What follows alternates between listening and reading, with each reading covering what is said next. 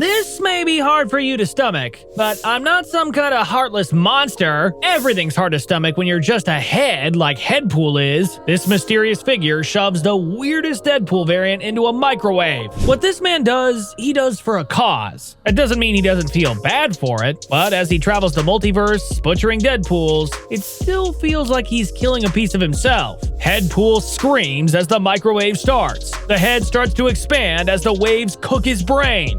Then, Deadpool explodes. The figure reveals himself. Deadpool. At least, a Deadpool from across the multiverse. Deadpool was an abomination, living and yet also dead. And it's not right. He is coming for all the Deadpools, and he won't stop until every single one is wiped from existence.